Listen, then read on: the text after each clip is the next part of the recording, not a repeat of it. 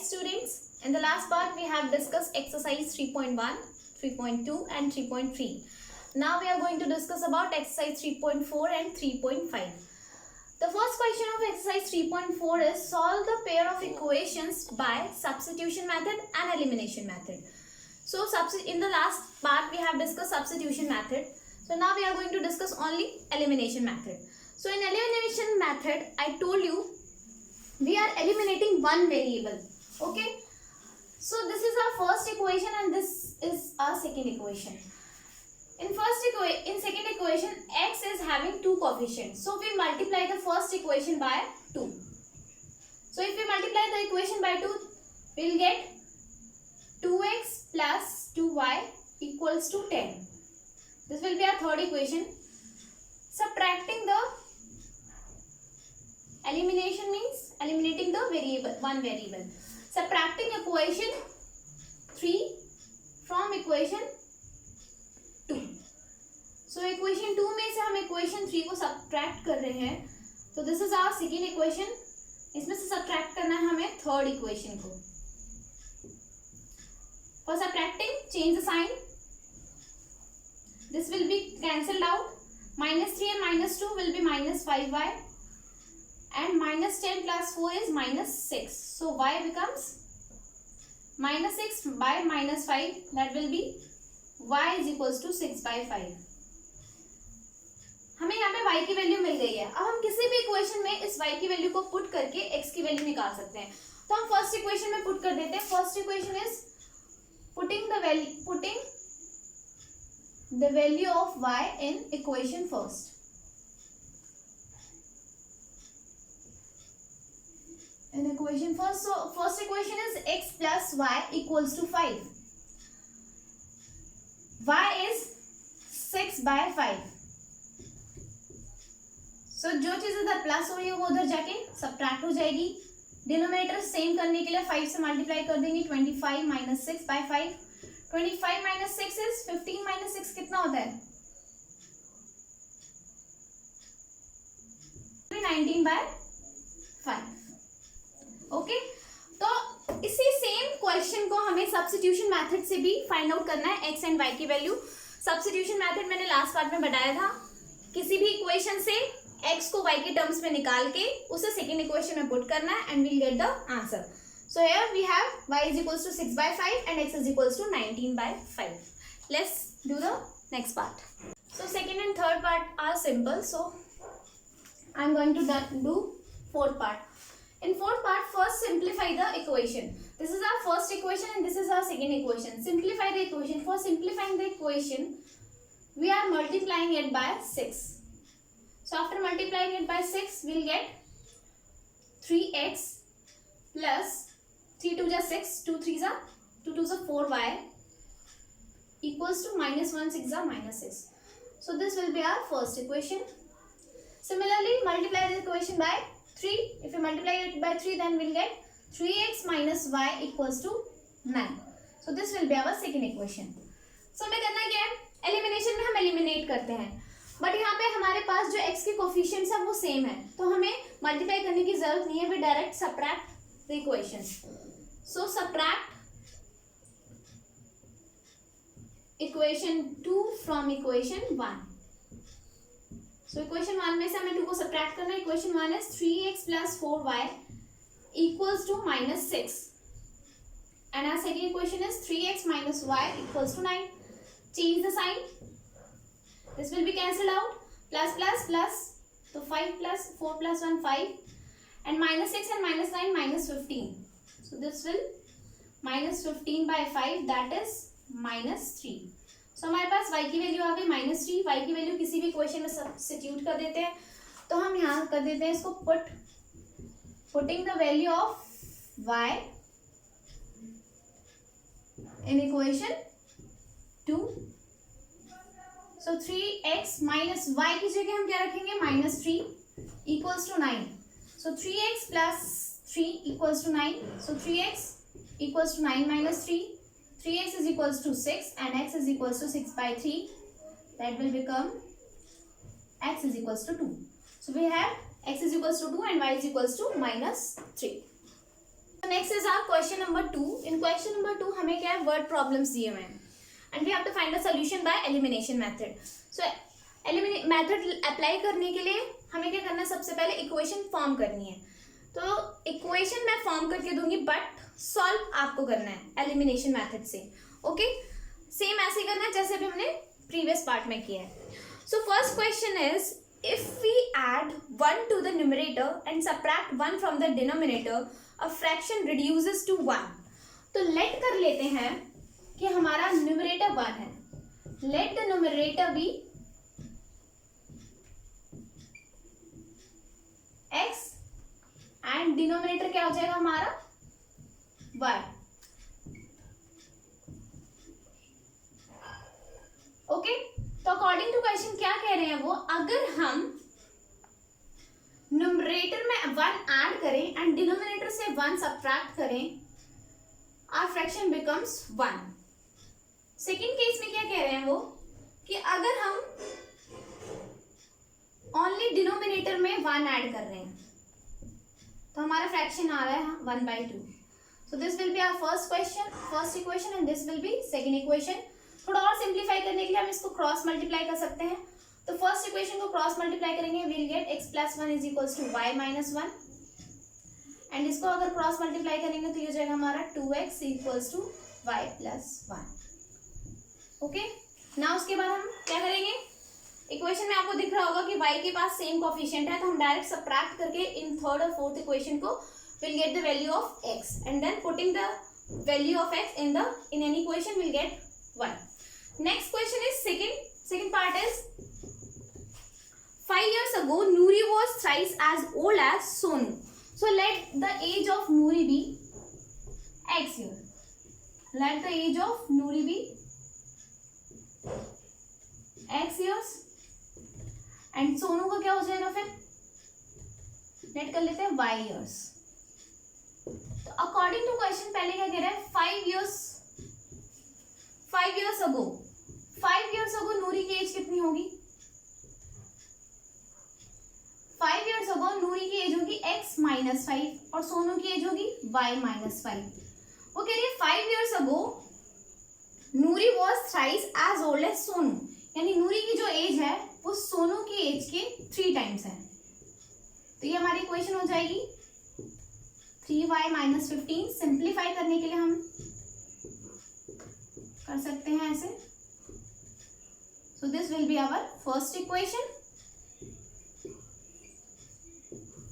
और फिर second part में क्या कह रहे हैं वो, 10 years later. So 10 years later क्या हो जाएगी उनकी एज, 10 years later नूरी की एज होगी x + 10 एंड सोनू की एज होगी y + 10. 10 years later वो कह रहे हैं कि नूरी की एज जो होगी वो ट्वाइस हो जाएगी सोनू की एज की. So our equation become 2y + 20, that is x - 2y + 10 - 20.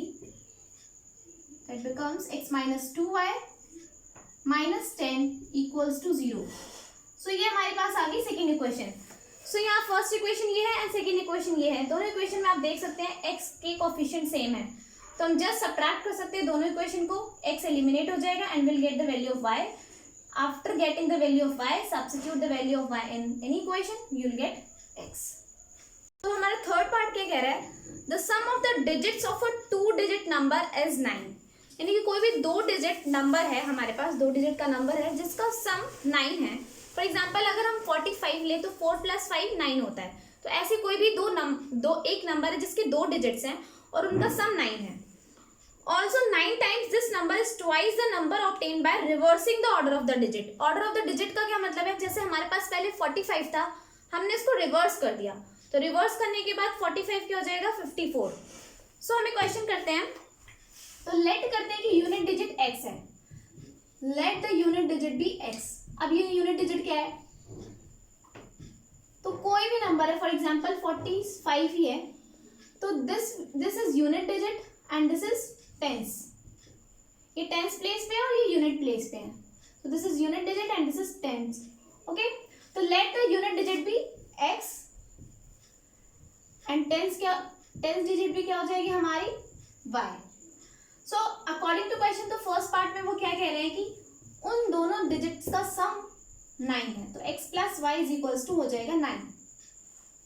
पहले हम देखते हैं ओरिजिनल नंबर हमारा क्या बनेगा विदाउट रिवर्सिंग। ओरिजिनल नंबर हमारे पास क्या होगा, अगर हमारे पास दो डिजिट्स हैं और हमें पूछा जाए उनसे नंबर कैसे बनते हैं, तो उसका क्या होता है, जो टेंस भी होता है उसको हम y 10 से मल्टीप्लाई करते हैं और प्लस में जो यूनिट डिजिट होती है। ओके, जैसे कि 45 को लिया, अगर 45 को लिखना हो तो हम कैसे लिख सकते हैं, 4 × 10 + 5। हमने टेंस वाली डिजिट को 10 से मल्टीप्लाई किया, यूनिट डिजिट को सिंपल ऐसे लिखा है। सिमिलर वे में यहाँ पे भी हम करेंगे, 10 से मल्टीप्लाई किया टेंस वाली डिजिट को और x जो यूनिट डिजिट है, तो ये क्या हो जाएगी हमारे पास 10y + x। ये तो है हमारी ओरिजिनल नंबर जो इनसे बना है। आफ्टर रिवर्सिंग, अब हमने रिवर्स कर दिया है डिजिट्स को। आफ्टर रिवर्सिंग द डिजिट, तो डिजिट्स को रिवर्स करने के बाद हमारे पास अब यूनिट डिजिट क्या हो जाएगी, y, और टेंस डिजिट हमारे पास क्या हो जाएगी, x। तो अब हमारे पास नंबर क्या बनेगा, new number. So new number हमारे पास बनेगा 10 × में x + y, क्योंकि इस बार 10 पे कौन सी डिजिट है, x, तो 10 × x + y will become 10x + y। तो सेकेंड पार्ट में वो क्या कह रहे हैं कि आफ्टर रिवर्सिंग जो हमारे पास 9 times this number is twice the number obtained by reversing the order, यानी कि न्यू नंबर का जो 9 टाइम्स है, न्यू नंबर का जो 9 टाइम्स है वो इक्वल है twice of that number which will get after the reversing. So 10x + y, इसको सॉल्व कर सकते हैं, 90y + 9x = 20x + 2y, और फर्दर सॉल्व करके कैसे आएगा, 90y + 9x - 20x - 2y = 0।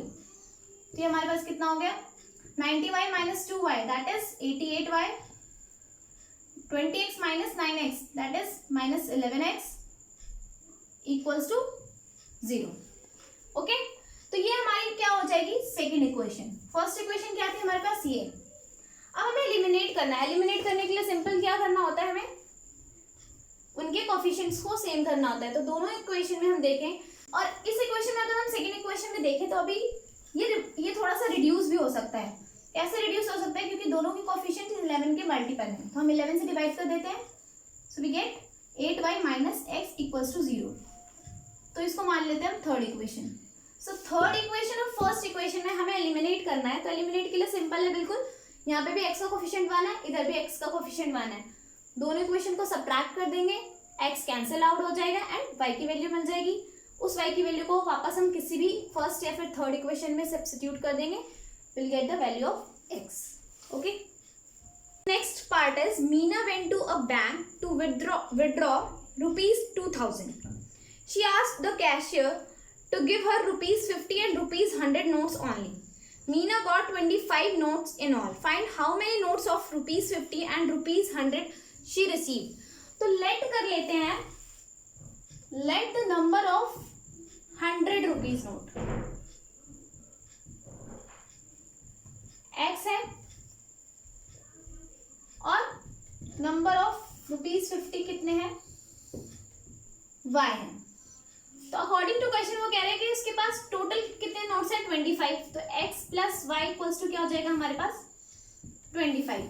साथ में वो ये भी कह रहे हैं कि कितने नोट्स उसने टोटल विड्रॉ किया है कैश, 2000। तो अगर देखो, अगर 100 के x नोट्स हैं तो अमाउंट कितना होगा, 100 × x। सिमिलर वे में 50 के y नोट्स हैं तो अमाउंट कितना होगा, 50 × y। इन दोनों के नोट्स से जो रुपए बन रहे हैं उनको अगर हम प्लस कर लें तो वो हमें टोटल अमाउंट मिल जाएगा, दैट इज 2000। तो दिस इज 100x + 50y = 2000। हम इस इक्वेशन को सिंप्लीफाई कर सकते हैं, 50 से डिवाइड करते हैं तो ये हो जाएगा 2x + y = 40। Okay, second equation हो गई, सेम वही है। यहाँ पे y के कोफिशिएंट सेम है, इक्वेशन को माइनस करेंगे, will get the value of x, then putting वापस x की वैल्यू इक्वेशन में डालेंगे और हमें y मिल जाएगा। हमारा नेक्स्ट पार्ट है fifth, a lending library has a fix charges for the first 3 days and an additional charges for each day thereafter. यानी कि फर्स्ट 3 days के फिक्स चार्ज हैं, उसके बाद जितने भी डेज हैं उनके पर डे के अकॉर्डिंग चार्जेस हैं। ओके, तो हम लेट कर लेते हैं, let the fix charge be x। ऐसा सेम क्वेश्चन हमने पीछे भी किया था फेयर के लिए। Let the fix charge be ₹x and charge for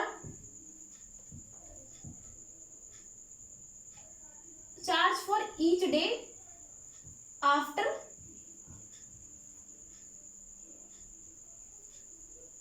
the first 3 days।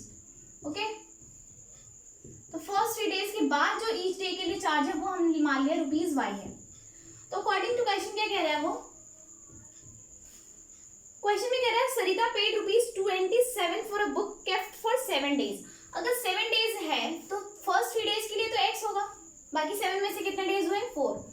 So 4 days के लिए y, तो उसने कितना दिया 27। तो this will be our first equation. Next क्या कह रही है वो, Susie paid ₹21 for the book she kept for 5 days।